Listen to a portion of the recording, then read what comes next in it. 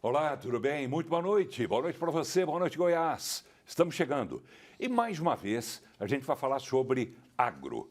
Tudo sobre agro. Porque agro é o que impulsiona a economia desse país e, claro, impulsiona também a economia do Centro-Oeste, em especial a economia de Goiás. Você vê que semana passada o secretário estadual de Agricultura para falar sobre as dificuldades que se encontram nesse momento dentro do agro. E uma das grandes dificuldades é a suspensão da linha de crédito para os produtores, que estão aí justamente na hora de pegar esse dinheiro para cumprir os compromissos, realizar o seu planejamento para que a agricultura, para que o agro cresça e, junto dele, cresça o Brasil. O que é que aconteceu com esse governo federal que, na hora H, retira a linha de crédito dos produtores rurais? Pergunta que a gente vai fazer para uma pessoa que é altamente especializada. Falou o nome dele, fala-se automaticamente em agro.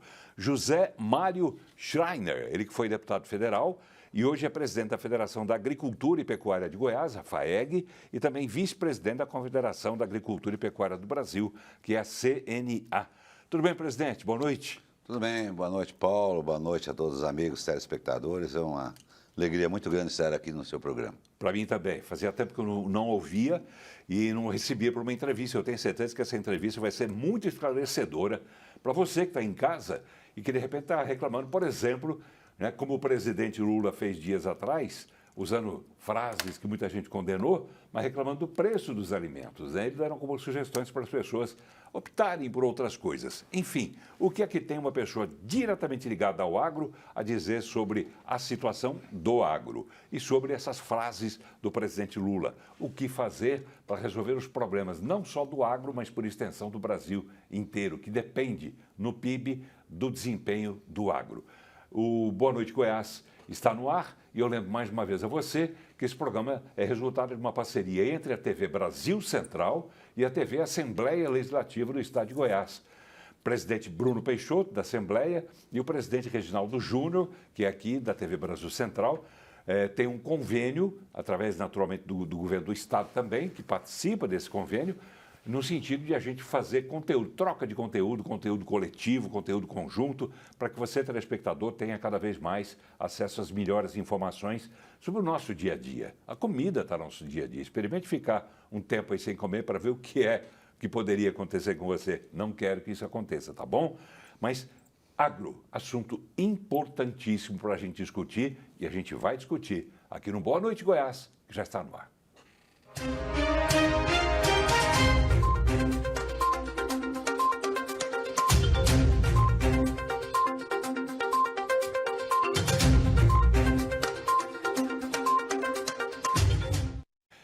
Muito bem, então estamos recebendo aqui no programa de hoje o presidente da Federação da Agricultura e Pecuária de Goiás, que é a FAEG, e ele também é vice-presidente da Confederação da Agricultura e Pecuária do Brasil, a CNA, José Mário Schreiner, que foi deputado federal e não quis mais disputar nenhuma eleição. Por quê, né? Primeira curiosidade essa, por que secretário, por que presidente, por que deputado o senhor abriu mão de disputar um cargo eletivo? Naquele momento, na eleição de 2022, eu refleti muito com os amigos, com a minha base eleitoral, né, comigo mesmo, com a família, de que o melhor seria eu não disputar o mandato de deputado federal. Apesar de que apenas um mandato de deputado federal, eu por várias vezes fui considerado, votado o melhor deputado do agro brasileiro, né, entre os 513 deputados, sempre muito ativo ali na Frente Parlamentar da Agricultura, que é a frente mais robusta, a frente mais organizada do Congresso Nacional. O senhor foi escolhido por mais de 80% das pessoas que decidiram e votaram nisso. Né? Que eu fui o mais ativo, o mais atuante deputado federal ali, incisivo. E realmente, os debates ali, não o debate do plenário, mas o debate das comissões, na Comissão de Agricultura, na Comissão de Meio Ambiente, para quem conhece um pouco o meio do parlamento, o legislativo, ele é extremamente interessante. Realmente eu gosto desse debate, o debate maduro, né, o debate de ideias, o debate daquilo, do mundo real, do Brasil real. né? E principalmente na Comissão do Meio Ambiente ali, eu tive ali um sucesso absoluto porque conheço bem o setor, né? E conheço bem também as práticas ambientais hoje as leis ambientais que nós temos no Brasil hoje, por exemplo, eu vou citar aqui o Código Florestal Brasileiro, que é o mais rígido do mundo, é o mais conservador do mundo, né? Então não é qualquer país, não é qualquer pessoa que desconheça o fato real do que é a agricultura brasileira, do que é um pequeno produtor, um médio produtor, do que é um ribeirinho da Amazônia, que vem querer discutir com a gente o que é o mundo real lá na roça, né, do que as pessoas passam, do que as pessoas estão vivendo. Então, ali foi um debate realmente extremamente profícuo, um debate que... Uma coisa que me deixou saudade na Câmara foi isso. Não o debate do plenário, aquele bate-boca da extrema esquerda com a extrema direita. Isso acho que não interessa. Isso é uma situação que o Brasil tem que passar adiante disso, sabe? Esse radicalismo da extrema esquerda, da extrema direita, isso não faz bem ao país, divide o nosso país. Mas voltando aqui essa colocação, então houve essa decisão naquele momento de eu não ser candidato. É claro que muitas pessoas ficaram frustradas, mas eu assumi um compromisso na época, né? Dizer, olha, eu não vou ser candidato, mas eu vou escolher uma pessoa para me suceder, que seja do meu partido, naquele momento estou filiado no MDB, vou levar uma pessoa do MDB no meu lugar para Brasília, né? Vou levar alguém ligado também ao agro, né? E houve quem realmente duvidasse, olha, isso é uma loucura, né? Um deputado federal querer eleger alguém. E fomos lá e escolhemos exatamente uma vereadora, lá de Rio Verde, a vereadora Marussa Boldrin, né, uma vereadora de segundo mandato, engenheira agrônoma, né, mãe de 2 filhos, produtora rural. E naquele momento ali nós conseguimos eleger ela com mais de 80 mil votos, sendo votada em todos os municípios do estado de Goiás, em 246 municípios. Então, fiz ali a minha parte, né?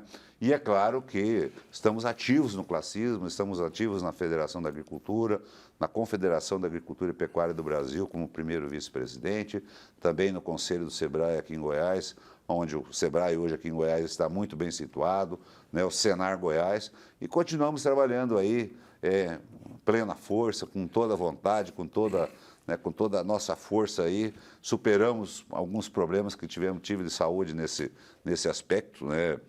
Tive realmente alguns problemas de saúde, enfrentamos eles. Hoje estou 150% recuperado. Que bom. Então, para aqueles que muitas vezes falavam assim, ó, agora esse camarada não sai dessa, né? Estamos aqui prontos aí, e vivos aí para a felicidade de muitos, né?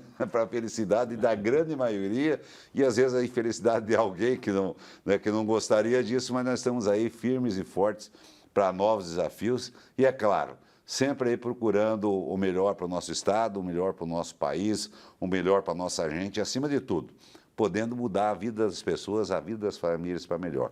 Esse é o nosso lema. O senhor faz isso enquanto presidente da FAEG? O senhor faz isso enquanto vice-presidente da CNA?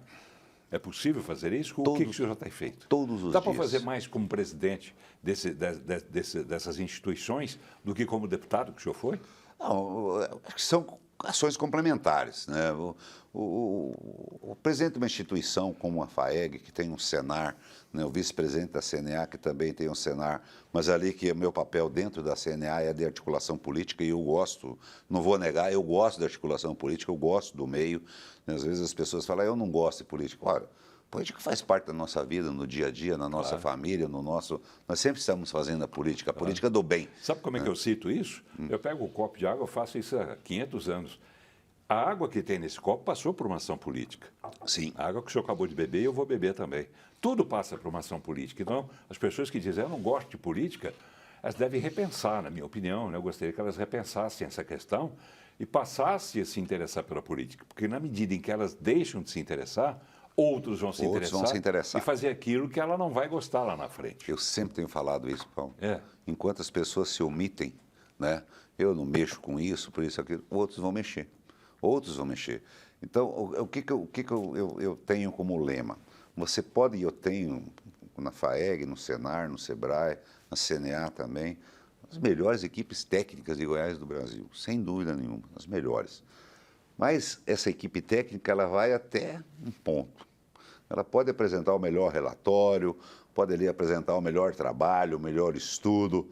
Agora, o que vai fazer com que as coisas avancem mais ou não é a decisão política. Essa é a verdadeira decisão. Por exemplo, se o Estado ele vai caminhar mais para para um programa X, ele tem uma decisão política, onde tem um governador que ele pensa dessa forma, uma Assembleia Legislativa que apoia e uma sociedade como um todo também, de uma certa forma, recebe bem aquilo. Então, essa é uma ação política. É claro que você tem que ter um amparo técnico, mas a decisão política é soberana. Por isso que pessoas do bem precisam participar da política. Sabe, eu fico triste quando eu vejo, às vezes, não é raro, muitas vezes as câmaras de vereadores com pessoas desestimuladas, pessoas muitas vezes que não têm aquele preparo intelectual, ou mesmo de conhecimento do dia a dia, da vida. Não, eu quero ser vereador, mas por que você quer ser vereador? Eu não dei certo para ser isso, não dei certo para ser vereador.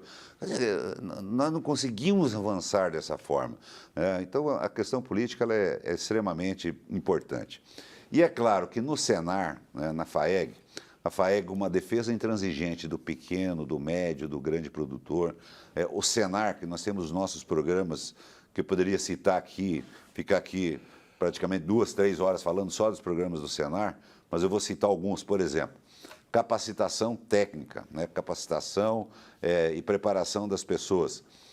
O Senar, com os mais de 200 cursos que nós oferecemos gratuitamente, Paulo, para o tratorista, para o ordenhador, para aquele que forma o passo, para todas as áreas, a área social, para as mulheres, enfim, para as mulheres do campo, para as mulheres da cidade.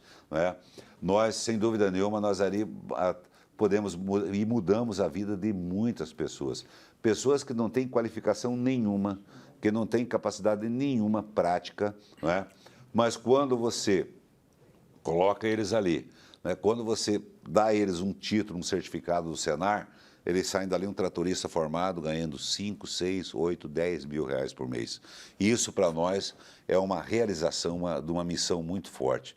Eu vou dar um outro exemplo, programa Assistência Técnica e Gerencial, onde a gente junta 30 famílias, por exemplo, 30 produtores de leite, 30 produtores que produzem leite, 30 produtores que produzem hortifruti granjeiro, 30 produtores de frutas, 30 produtores de pescados, de peixe, E eu coloco ali um técnico para acompanhar esse produtor, um técnico. Além do curso de capacitação, eu coloco o técnico, um técnico permanente para cuidar de 30 famílias.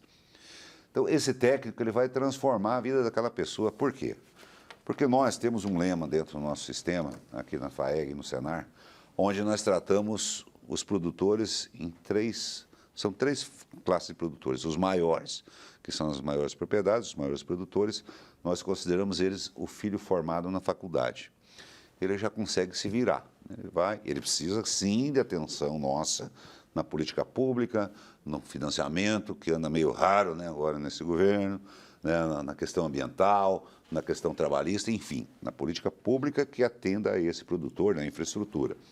Nós temos o médio produtor. Como que nós consideramos o médio produtor? Aquele jovem adolescente, que nós temos que cuidar dele para ele não regredir e para ele continuar adolescente, bacana, tal, sem mexer com coisa errada. Então, esse é o médio produtor. E o pequeno produtor, como é que nós cuidamos deles? A pequena propriedade. Nós cuidamos deles como um bebê, uma mãe cuida do bebê de colo. Não, tem que alimentá-lo, tem que dar banho, tem que colocar para dormir, para ele crescer um adulto saudável. E com isso nós temos conseguido mudar milhares de famílias em Goiás.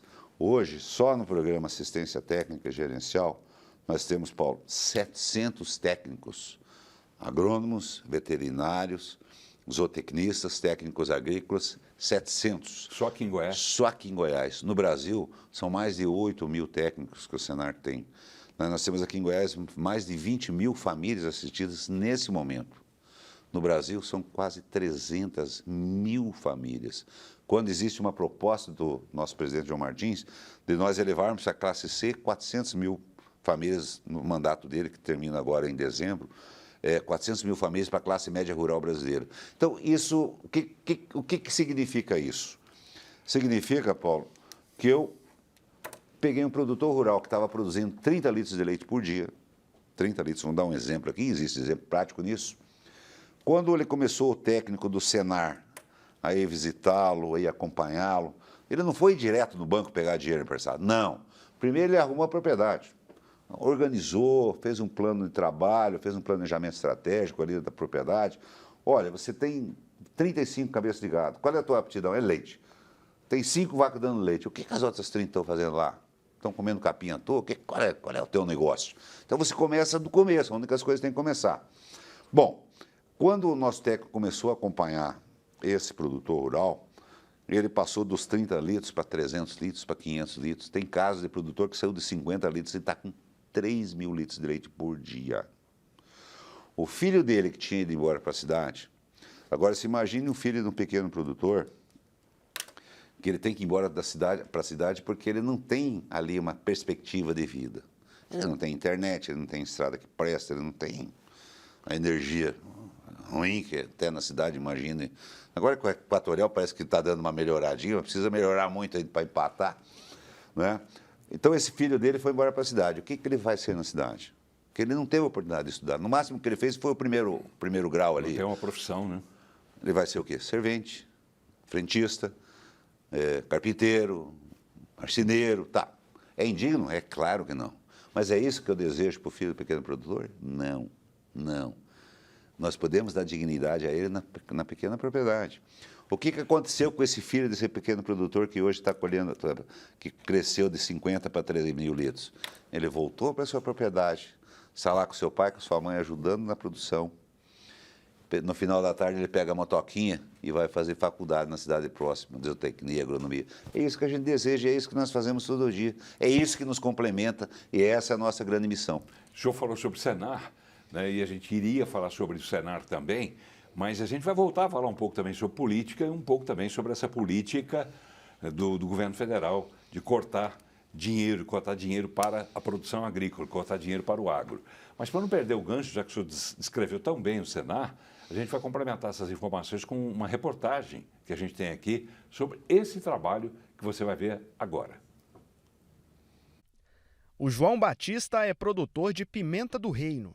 Segundo ele, o pequeno produtor precisa de assistência técnica para produzir, devido ao avanço dos meios de produção. Hoje em dia, o pequeno produtor, a agricultura familiar, ela não vive sem assistência técnica. Porque não adianta você querer levar no modo tradicional, antigamente eu sei tudo, porque as coisas cada dia mudam. Então a gente tem que ter assistência.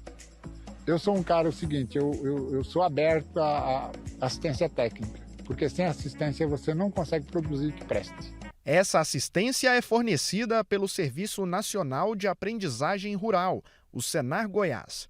De acordo com Diceu Borges, superintendente do órgão, quase 20 mil produtores em Goiás já contam com a assistência técnica gerencial, que ajuda os trabalhadores a gerenciar corretamente a propriedade rural. A assistência técnica veio fazer um grande diferencial, que é a continuidade da aplicação desse conhecimento, dessa tecnologia, dessa nova técnica ali ensinada num curso, num treinamento. E com acompanhamento de um zootecnista, de um veterinário, de um agrônomo, durante um período aí de 2 anos, nós vamos lá dentro da propriedade, né, fazemos a parte de gestão principalmente, que é onde muitos produtores pecam. Muitos produtores deixam a desejar essa questão da gestão, do custo de produção. Então o Senar vai lá ensinar. O Senar também oferece cursos técnicos nas áreas de agricultura, agronegócio, fruticultura e zootecnia, com polos em diversos municípios de Goiás. São vários os cursos que o Senar tem e sempre a gente tem buscado atualizar o portfólio já existente desses cursos, assim como criar novos cursos. A tecnologia chegou no campo e é por isso que o Senar hoje tem buscado sempre escutar essa demanda junto aos nossos produtores rurais para que a gente possa estar amparado com alguma ferramenta para poder atendê-lo. Então são vários os cursos, lembrando que todos esses gratuitos, basta o produtor procurar o nosso sindicato rural e demandar que nós vamos ter a grata satisfação de levar para ele esses cursos. Os principais objetivos dos cursos e treinamentos do Senar Goiás visam proporcionar melhora no desempenho das ocupações, melhores e maiores oportunidades no mercado de trabalho, além do aumento da renda familiar. Tudo isso voltado aos trabalhadores rurais. O Renato trabalha com a produção de graviola. Uma das maiores lavouras da fruta no estado fica em Gameleira de Goiás. Segundo ele, A ajuda do Senar no cultivo ajudou na rentabilidade da produção. Nos ajudando no cultivo, na técnica mais específica, né? Não é simplesmente produzir, é como produzir, é como que você vai fazer a rentabilidade daquilo lá ser interessante. Não adianta você pôr um tanto de dinheiro ali e não ter retorno. Quem ajudou o Renato foi o Lucas Marquesan, técnico de campo do Senar Goiás. Com um treinamento adequado aplicado dentro da propriedade rural, a produção de graviola teve melhora. Antes de escolher a graviola, seria avaliar o mercado. Para onde que vai ser entregue esse fruto, o que o produtor pretende com a produção, porque é uma cultura de longo prazo. Então, são 5 anos para iniciar a produção plena, mais uns 10, 15 anos de produção. Então, não é um investimento assim rápido de retorno e o mercado é dinâmico. Então, o produtor tem que se preocupar com não ter só um fornecedor, um comprador, né? Ter mais de um comprador para poder escoar essa produção de forma mais segura. Situação parecida aconteceu com Jairo Coelho, de Goianésia. O produtor de seringueira não tinha o conhecimento adequado para produzir. Ele contou com a assistência técnica e gerencial do Senar para melhorar o fluxo de produção de látex, aumentando a rentabilidade de forma considerável. Você tem uma produção aí mais ou menos aí, para você empatar a partir dos 10 anos. Aí depois dos 10 anos que você vai começar a ter um retorno. Então a idade. Depois é dedicação. Dedicação e muito empenho na função que a gente está. O empenho nos cursos e treinamentos do Senar, além de levar mais profissionalismo aos trabalhadores rurais, ajuda no aumento nos números da produção do Estado. Está aqui o presidente da Federação de Agricultura e Pecuária de Goiás, que é a FAEG, e ele é também vice-presidente da Confederação da Agricultura e Pecuária do Brasil. E é também presidente do Senar. O senhor falou bastante sobre o Senar, faltava ilustrar, para completar tudo aquilo que o senhor explicou e explicou muito bem. É isso aí, o senhor mostrou aqui o seu entusiasmo, quando viu principalmente esses jovens na lida, que estão se dando bem, não é isso, presidente? Ah, sem dúvida, Paulo. A gente tem uma motivação muito grande quando você vê essa oportunidade de trabalho para esses jovens que são egressos das faculdades, das universidades, e também eles podendo ajudar esses produtores.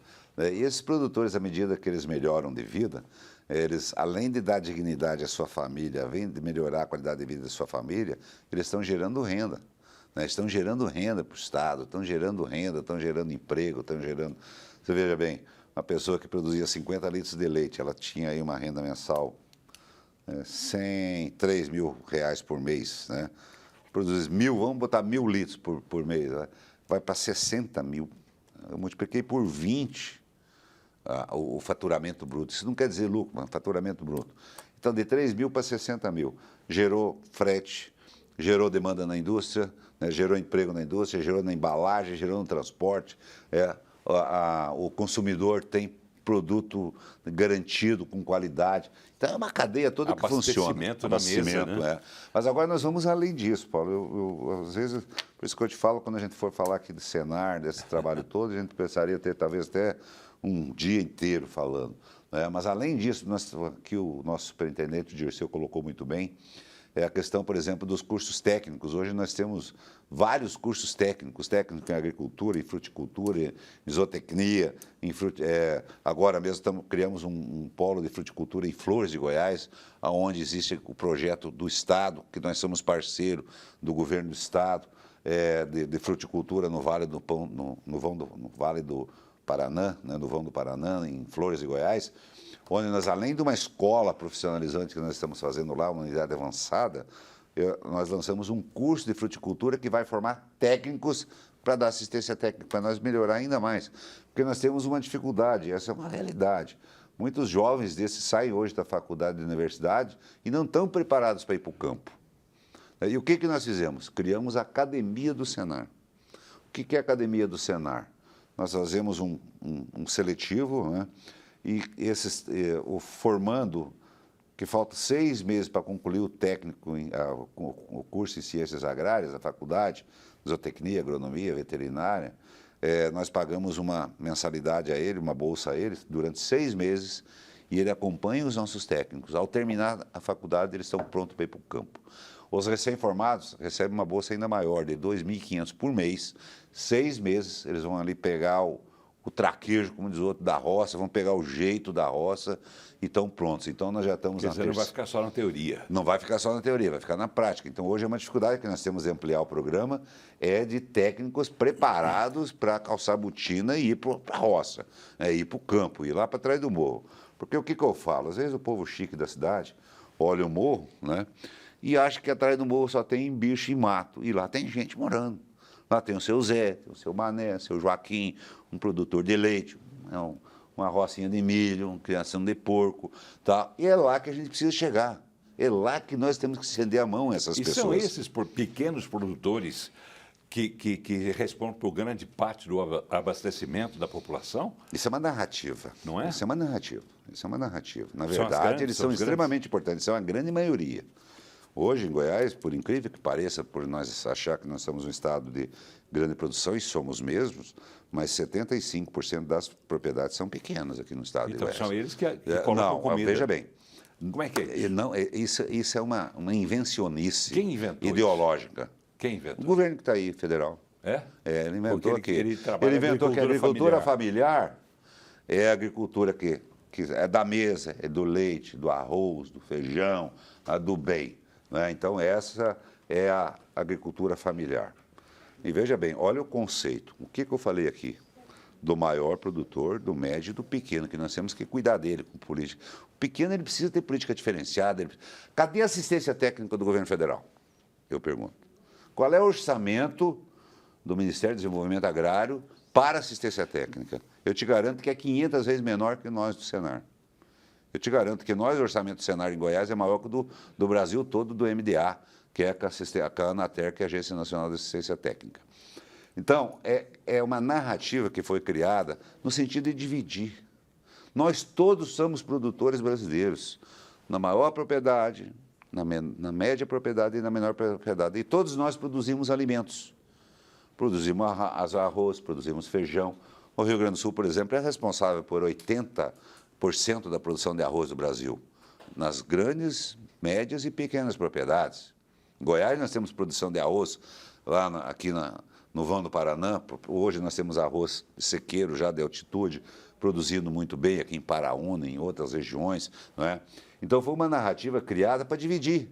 O grande, o pequeno é a agricultura abençoada, a agricultura do leite, do pão, aliás, o pão, a maioria é importado, vem muito da Argentina ainda. Nós não somos autossuficientes em produção de trigo, algo que o governo deveria incentivar, o governo federal.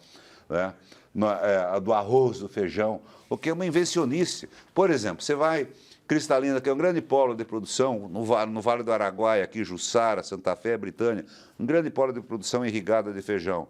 São grandes propriedades e abastece a mesa do brasileiro. Nós exportamos pouco feijão. E aí, o que eles criaram? Agricultura familiar, agricultura abençoada da mesa e agricultura empresarial, o agronegócio da exportação do capeta. Esse inimigo. Nós todos somos brasileiros. Como agora eles têm essa narrativa. Os índios contra os brancos contra os índios. Todos nós somos irmãos brasileiros. São meus irmãos índios. Por exemplo, Paulo, você poderia me perguntar, Zé Mário, você é a favor da reforma agrária ou é contra a reforma agrária? Eu sou a favor da reforma agrária. Eu sou contra a invasão de terra, que é crime. Ponto. O Senar assiste a grande maioria dos assentamentos. A não chama isso de invasão, chama isso de ocupação. Não, invasão, está na Constituição, é crime, é crime. É crime na Constituição. Tanto que no governo passado, que eu fui vice-líder durante 4 anos, tinha seus defeitos lá, mas você não via invasão de terra no Brasil. Houve uma tranquilidade nesse sentido. Só fala no governo de Bolsonaro. No governo Bolsonaro. Eu fui vice-líder durante 4 anos. Não houve esse problema. Houve titulação de áreas de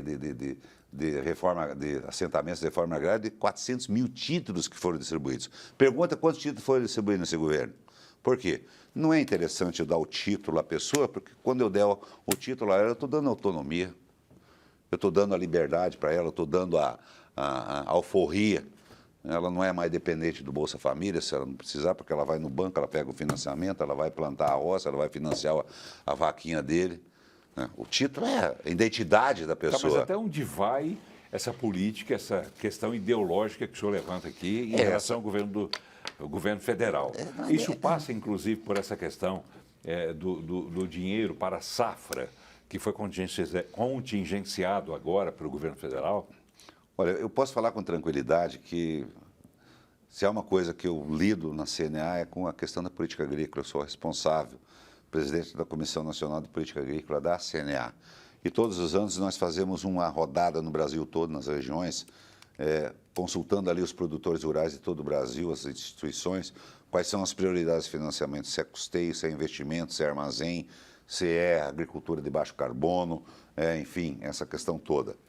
E todos os anos é uma briga para você arrumar ali recursos do Tesouro Nacional para equalizar os juros. Essa que é a grande questão, né?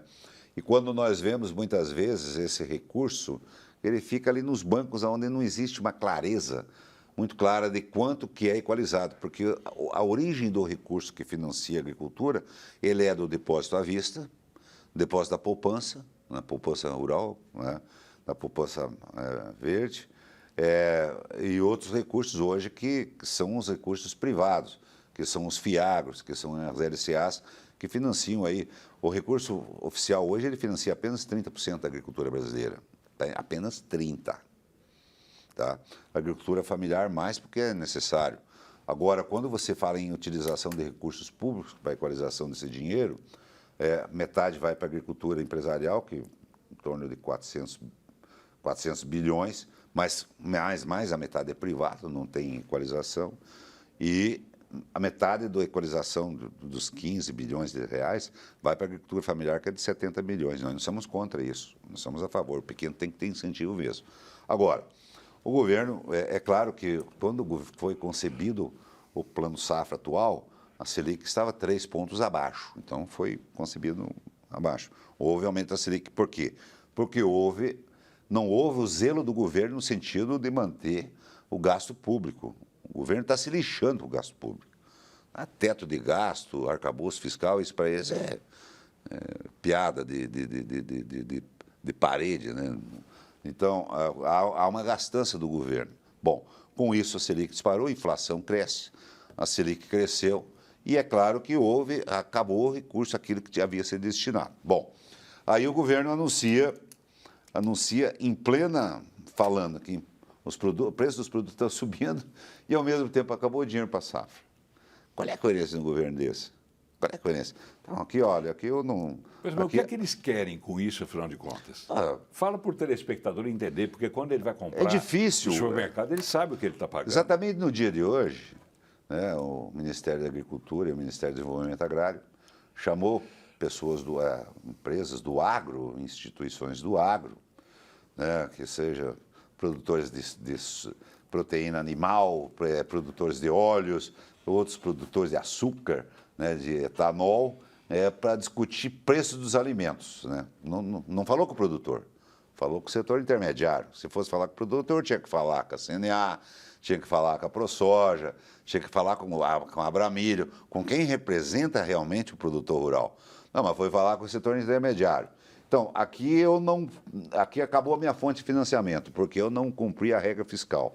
A inflação subiu, a Selic subiu. Aqui eu cortei o financiamento e aqui eu estou reclamando agora do preço do produto do alimento. Tem coerência nisso? Coerência zero. Mas qual o objetivo, afinal, disso? O senhor que já esteve lá em Brasília como deputado e continua lá em Brasília. Você está querendo que eu fale, que eu abra o jogo? Abra o jogo. Descontrole total. Descontrole total. Só isso? Descontrole. Quer dizer, só isso não, tudo isso, né? Tudo isso. Eu vejo que o governo está bastante perdido, batendo cabeça, está se voltando cada vez mais para dentro da sua cúpula ali do PT, né? Basta ver as últimas mudanças ministeriais, a Gleice Hoffmann no lugar do Padilha, indo para a Gleice Hoffmann assumindo a articulação política, uma PT do núcleo duro, petista do núcleo duro, nada contra, eu acho que cada um tem a sua ideologia, o seu lado, eu respeito os lados das pessoas, posso não concordar, mas respeito. Então, se fechando ainda mais dentro do PT mesmo, radical, né, do PT núcleo duro, Padilha indo para a saúde, substituir a Anísia a ministra Nízia, vendo algumas outras mudanças dentro do governo, né, a área econômica com vários equívocos, que foi a questão do PIX, que teve que voltar atrás e tudo mais. Então a gente vê esse descompasso, parece que o governo está bem perdido. Lula sabe? está no seu terceiro governo. Ele teve várias oscilações, mas no geral ele acabou sendo aprovado, tanto que foi eleito mais uma vez. Ele está sendo, nesse momento aqui, tomando essas decisões que o senhor considera como equivocadas, ele está refém do PT, ele está refém até da Janja, por isso ele estaria fazendo essas coisas? Ou o que há por trás de todas essas decisões que o senhor considera equivocadas de Lula? Eu não diria do próprio presidente Lula, né? Talvez da equipe.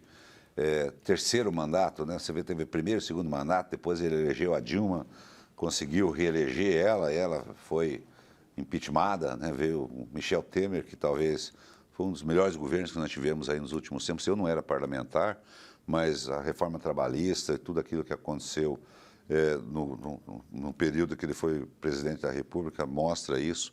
Infelizmente, houve aquela gravação. Mantenha isso. Exatamente, que senão nós teríamos um outro cenário. Veio o Bolsonaro, que quebrou também paradigma, mostrando que a direita existe no Brasil. Posso até não concordar com esse extremismo de direita e nem com o extremismo de esquerda, eu não concordo. Eu sou de centro-direita, nunca neguei isso. Mas foi necessário que a direita se posicionasse assim? Sim, sem dúvida nenhuma. Esse foi o grande legado que o presidente Bolsonaro deixou, foi que existe uma direita e que ela está aqui, ativa, né?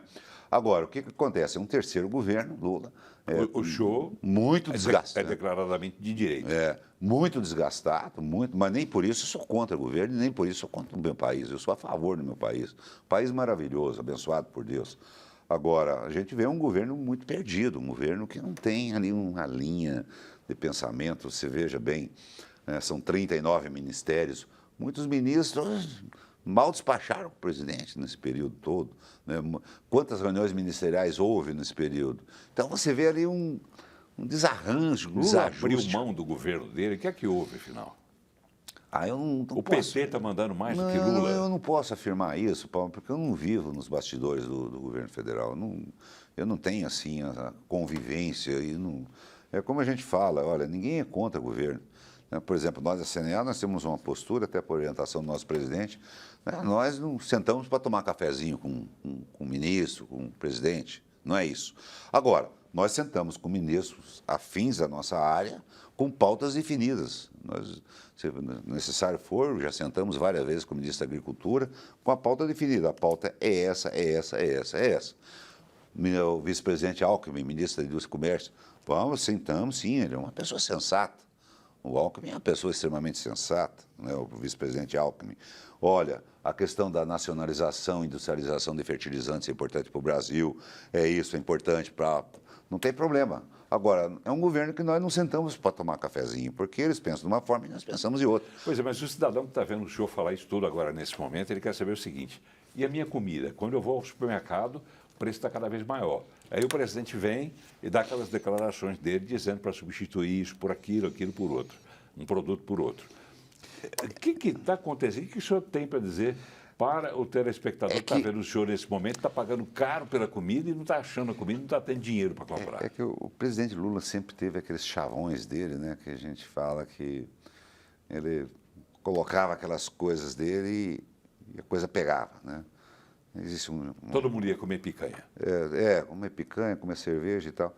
E o pessoal está vendo que as coisas não são bem assim. Que para mim produzir arroz, eu preciso de financiamento, eu preciso de fertilizante, eu preciso de defensivo, que eles chamam de agrotóxico, né? É agrotóxico que eles falam. Para mim a palavra é defensivo, que é remédio para a planta.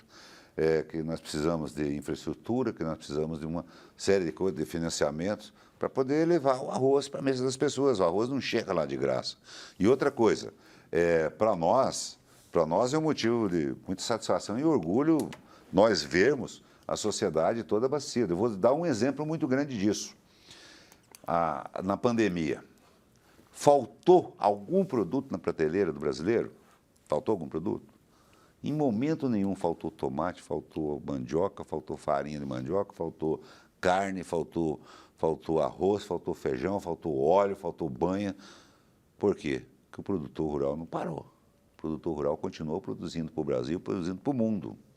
Naquele momento, se há, por exemplo, um país que não é produtor, mas cheio de dinheiro, muito dólar, muito petrodólar, muito euro, e não tivesse país para vender para eles, essa população ia morrer de fome com dinheiro na mão. Então, essa é uma questão que o Brasil, graças a Deus, não passou, nunca passou, não passou na pandemia, o setor mostrou que é, né? E o mundo também sentiu o que é uma pandemia dessa forma. Sim. Então, o que eu vejo hoje é que o governo, muitas vezes, ele menospreza, né, o setor. Por exemplo, a agricultura. A agricultura é uma fábrica em céu aberto. Eu arrisco ali um capital enorme, né, na chuva, no sol, no sereno, no vento, na poeira. Eu não sei se eu vou colher. Aí vem por outro lado. Existe um seguro rural adequado no Brasil? Existe um modelo. Agora não existe aporte de capital. Para isso eu vou dar um exemplo. Eu gosto de dar exemplo prático. Nos Estados Unidos, por exemplo, o governo americano, que chama-se lá a Política Agrícola Americana, eu já lembro o nome dela. Ela é feita de 5 em 5 e 10 em 10 anos. Eles investem 8 bilhões de dólares por ano em seguro rural. Isso vai dar o quê? Quase 50 bilhões de reais por ano em seguro rural. Eles pagam parte do prêmio. Por exemplo, você vai fazer um seguro do carro, né? O seguro do carro custa R$1.000. O governo, na agricultura, estou falando, trazendo isso para a agricultura, não, o governo te paga R$300, te paga R$400. Ele subvenciona parte do prêmio, porque o seguro é a melhor garantia para quem quiser operar no setor. Por que a questão do financiamento é tão importante no Brasil? Porque não tem seguro. O seguro é escasso, o seguro é pouco, não é? Porque se eu tivesse seguro, eu ia em qualquer banco, em qualquer agente financeiro, o agente financeiro falava assim, Zé Mário, o que você quer financiar R$100.000 para plantar a roça? Isso, tá, quero. Estou precisando de R$100.000 para me comprar adubo, tal, semente e tal. O que você tem de garantia? Eu tenho um pedacinho de terra que já está penhorado, eu tenho um trator velho, eu tenho uma colheitadeira e tal.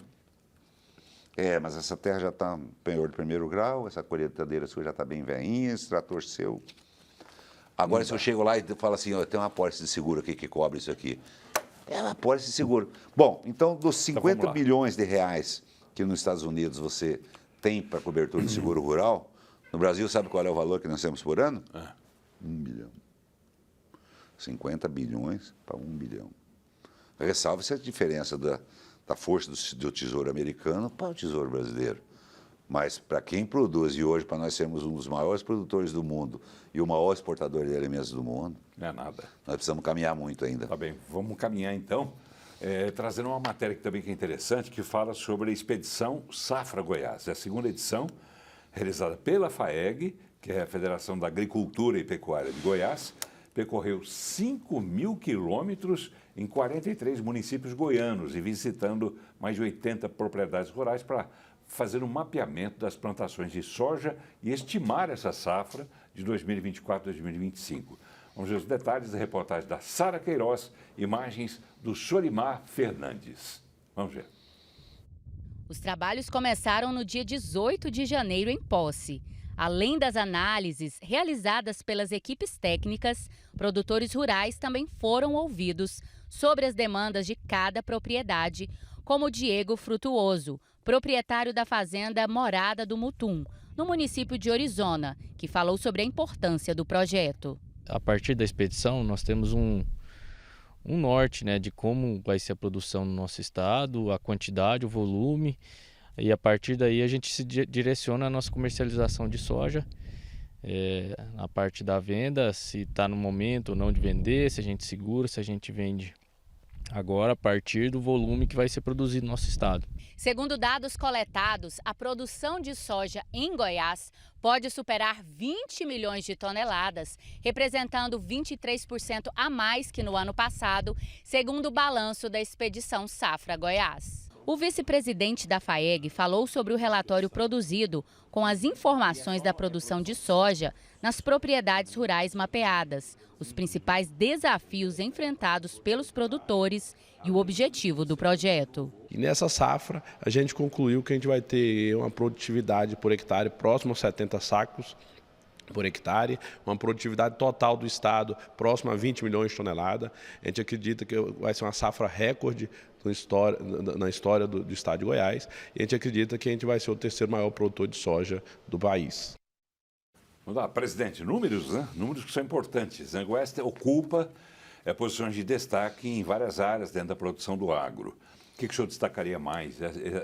Esse projeto, por exemplo, a Expedição Safra Goiás. Que expectativa se tem e que expectativa que possa haver em relação a essa falta de dinheiro que vem do governo federal? Isso pode prejudicar essa expectativa? Essa expedição é extremamente importante para nós conferirmos em loco aquilo que está ocorrendo nos vários municípios do estado de Goiás, eu diria nos 4 cantos do estado de Goiás, em todas as regiões produtoras. Isso nos dá um norte da safra, por exemplo. Esse ano nós devemos colher entre 66 e 70 sacos por hectare, que dá um acréscimo aí de quase 20% em relação à safra passada. Ressalva-se que a safra passada nós tivemos um período crítico de seca, que prejudicou bastante. Agora, eu diria que essa safra ela não é diretamente atingida pela falta de recursos, mas sim, talvez, as safras vindouras aí, o resto do plantio do milho safrinha, também as safras de inverno de feijão, né, de irrigação, isso sim pode ser prejudicado. Por isso, mas o governo federal ele já tomou o juízo e já restabeleceu as linhas de crédito, ele já adotou lá, já colocou mais 3, 4, já achou 3, 4 bilhões, achou jeito, a turma gritou muito alto, eles deram uma repensada na situação, né? Hoje mesmo já o BNDES já deu um comunicado que está voltando ao normal, mas assim, a gente vê por essa atitude da suspensão do crédito rural, o desarranjo total do governo federal, que se não for no grito, não vai. Então, é no grito, é a população que tem que estar atenta, né? E isso mostra claramente, só para concluir toda aquela parte nossa anterior, de que a queda do governo Lula nas pesquisas, a queda de popularidade do próprio presidente Lula é algo muito grande, né? Muito grande, jamais visto aí de um presidente caindo da forma que ele vem caindo, e isso, é claro, sendo justificado por todas essas ações erradas aí que o governo tem tomado. Não à toa, né? Não à toa tem caído nas pesquisas. E falando em pesquisa, falando em Lula, cenário nacional, o senhor fala sobre cenário nacional também? Fala. A CNA, inclusive, é muito interessada nessa questão, né? Porque depende de uma atuação do governo federal para um lado ou para o outro, para que a agricultura vá bem ou não, o agro vá bem ou não. Mas vamos lá. Ronaldo Caiado, governador de Goiás, que chances ele tem, na sua opinião, primeiro, de ser candidato do partido dele, União Brasil, e segundo, de chegar à presidência da República? O agro é fundamental para o Brasil, né? Um setor que representa aí mais 27% do PIB, mais de 30% dos empregos, quase 50% das exportações. É algo que qualquer governo inimaginável ele ignorar, né? E o agro, ele, graças a Deus, ele tem uma força muito forte, né? Ele tem uma coisa que empurra ele. Com relação à sucessão presidencial, eu diria que hoje o governador Ronaldo Caiado, não é porque eu sou amigo pessoal e de muitos anos dele, mas eu considero ele a pessoa mais preparada hoje para dirigir o país. Respeito todos os outros. Respeito o governador Tarcísio de Freitas, um grande ministro, né? O próprio governador Zema, que também tem as suas aspirações, o governador Ratinho do Paraná, mas o governador Caiado, pela toda a sua experiência de 5 mandatos de deputado federal, senador da República, governador de 2º mandato, né? Na altura da sua idade, que sem dúvida nenhuma, ele tem aí o melhor preparo para administrar o país. Agora, é claro, tem os seus desafios. Desafio partidário, como você citou, né? A União Brasil ele tem aí 3 ministérios e é claro que tem uma ala do partido que quer ali se manter à sombra do governo federal, né? E outro desafio, que isso vem já sendo superado pelo próprio governador, né? Pelo próprio pré-candidato, no sentido de que em Goiás ainda nós somos uma população pequena em relação a eleitores, né? Eu diria assim que nós temos um grande eixo, Rio, São Paulo, Minas, né? Outros estados, Bahia, estados extremamente populosos, e que o nosso nível eleitoral, o nosso nível de quantidade de eleitores, ele dificulta um pouco. Mas isso não é impossível, porque quando você vê que o Collor foi eleito presidente da República governando Alagoas, na época teve aquela grande, né, quem é dos cabelos um pouquinho mais branco lembra disso, né, o caçador de Marajás, por que não o Caiado aí, né, como caçador de bandido, o bandido muda de profissão, muda de Goiás, e tantas outras ações positivas que eles têm feito no Estado, sem dúvida nenhuma, podem se permear por todo o país. Esse discurso, eu acho que atinge o Brasil. Atinge o Brasil. A questão da segurança seria o grande problema a ser discutido nessa eleição presidencial. A questão de segurança, ela, sem dúvida nenhuma, ela é hoje um tema central, né? O Brasil hoje ele não pode ficar refém das facções criminosas, como ele tem estado aí, como a gente tem acompanhado em muitos estados. Eu tenho andado muito em São Paulo, eu tenho andado em muitos outros estados, e a gente vê que é realmente a questão de segurança. Nós, em Goiás, às vezes não percebemos como nós estamos aqui vivendo num estado tranquilo. Quem anda e viaja para outros estados percebe a insegurança. Por exemplo, você está em São Paulo, e não foi em várias ocasiões, você está com o celular dentro do carro, né, o Uber, o táxi mesmo fala, ó, esconde o celular que senão o nego te avança no vidro aqui, te arranca o celular aqui de dentro. Coisa que em Goiânia você anda com o vidro aberto, você anda conversando na rua, né, ou na cidade do interior. Então, nós aqui realmente estamos vivendo aqui um clima extremamente propício. No campo também, o senhor diria isso? O campo, olha, sem reparos. Depois que a gente criou aí, juntamente, mais uma vez com a parceria privada, né, com a FAEG, com os sindicatos, com a determinação do governador Caiado, nós criamos o Batalhão Rural, né, hoje um batalhão extremamente fortalecido, a Delegacia de Crimes Rurais especializados. Hoje, a segurança rural hoje ela está extremamente, muito bem elogiada hoje, né? O produtor hoje se sente muito seguro em relação hoje a estar lá produzindo, né, livre da bandidagem, livre dos meliantes que até pouco tempo atrás chegavam lá e faziam toda a sua família refém, roubava gado, roubava implementos, roubava trator, roubava seus fertilizantes, roubava seus defensivos.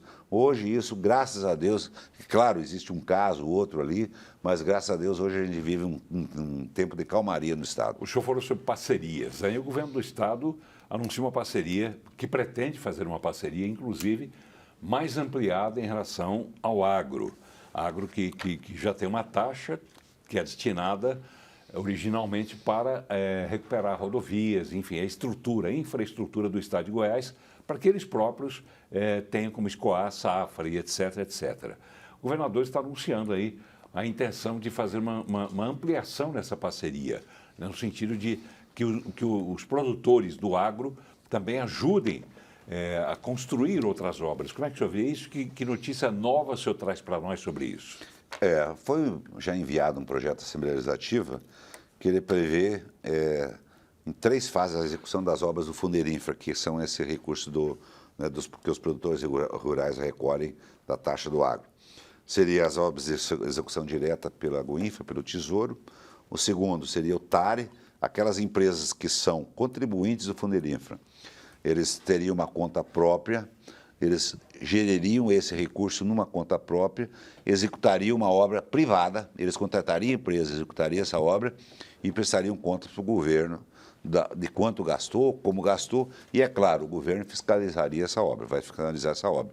Então, isso hoje já tem 2 ações seguindo, a Comigo, em Rio Verde, já assumiu a GO 210, e o Grupo Cereal também, da família Baraúna, já assumiu a GO 401, que vai executar ali uma obra também, uma obra extremamente importante. Então, na segunda passada, não nessa, na outra, tivemos uma reunião no Palácio com várias empresas hoje que são as grandes recolhedoras de Funderinfra no Estado, para que eles também possam assumir mais obras. O terceiro modelo seria o modelo associativo, onde uma associação, uma entidade classista, no caso, nós, da FAEG, do IFAG, que é o nosso instituto, ele receberia recursos já captados do Funderinfra, teria ali uma empresa, um consórcio gestor, um consórcio que direcionaria isso e contrataria uma empresa também de forma privada, né? E essa empresa executaria as obras do Funderinfra. Chama-se o consórcio, tem um outro nome ali, consórcio equalizador, é um nome que tem. Então, o recurso do Tesouro, o IFAG, o nosso Instituto da FAEG e da ProSoja, do Senar, esse conselho e também a empresa que seria contratada de forma privada e executaria os projetos privados. Então, dessa forma, agilizaria muito as obras, porque se for depender do poder público, infelizmente, hoje a burocracia, ela trava muito. Olha, você precisa licitar ali um projeto executivo, 6, 7 meses para licitar, tá? Aí você precisa executar ele, depois você precisa licitar a obra, 2, 3 anos. Então, dessa forma privada, a gente acredita que vai agilizar muito. Nós estamos estudando isso, né? O IFAG está estudando com a equipe jurídica, acho que a gente vai conseguir avançar nesse aspecto, para o bem do Estado de Goiás. Não é obra para governador, para o Caiado, não é obra para Zé Mário, nem para vice Daniel Vilela, nada disso. É obra para o produtor, obra para o Estado de Goiás. Isso vai avançar. Se Deus quiser, nós vamos fazer todo o esforço para isso avançar. Os produtores estão... Estamos conversando, essa proposta? Estamos conversando com os produtores para que eles possam afiançar isso também. Sim. Né? Para que amanhã depois não surja, porque a FAEG e o IFAG entrou nesse negócio. Não, nada disso. Vamos assumir, vamos todo mundo junto assumir. Vamos todo mundo com a responsabilidade e tal. Agora, se o produtor achar que também, que não deve e tal, fazer o quê? Nós temos que ser democrático e obedecer a grande maioria. Mas pelo que a gente tem percebido do Estado, as coisas estão avançando e eu acredito que vai avançar rapidamente. Tá bem, estamos encerrando o programa, faltam apenas 2 minutinhos. 2 só? É. Passou rápido. Mas eu me lembrei de um detalhe, eu fiz uma outra gravação. Esse programa é gravado, tá bem? Esse programa está sendo exibido agora, é gravado. Assim como eu fiz uma gravação mais cedo com o deputado estadual Isiquinã. E eu perguntei a ele sobre nomes, né, que o partido dele, que é o MDB, e o seu também, que é o MDB, que nomes ele teria para uma disputa, seja lá como vice de Daniel, seja como... Enfim, vi para cima. O senhor disse que não quer mais ser candidato, mas ele citou só o seu nome, Isiquinã. Para quê? Para voltar para a política. A questão é... Nós temos a questão da CNA, que a gente tem discutido muito, né? E... política está no sangue da gente, né? Quem sabe, aí, o dia de amanhã a gente não sabe. Eu gosto da política, acho que todos nós gostamos da política. A política faz parte da nossa vida, né? Sem dúvida nenhuma, mas vamos possível, né? Passo a passo aí, vamos avançando aí. Tá bem. José Mário Schreiner, falei certo? Schreiner, presidente da Federação da Agricultura e Pecuária de Goiás, que é a FAEG, e também vice-presidente da CNA, que é a Confederação da Agricultura e Pecuária do Brasil. Um prazer revê-lo, fazia tempo que eu não via o senhor, prazer em recebê-lo para essa entrevista e volte sempre. Muito obrigado por ter vindo. Obrigado, Paulo, obrigado pela oportunidade, foi muito bom estar participando do programa aqui, bacana mesmo, bate-papo, um bate-bola, né? E obrigado a você, telespectador, aí que teve a paciência de estar nos tolerando e nos assistindo. Um abraço a todos, obrigado. O senhor conhece tudo sobre agro, e isso que é importante, que ele levou a informação correta para você, porque quantos anos que o senhor trabalha com agro? Tem muito, hein? Eu já nasci desde Mais de 3, né? Mais de 3. Muitas décadas no agro, conhece tudo sobre o agro e é por isso que ele esteve aqui conosco no programa de hoje. Grande abraço a você, uma boa noite.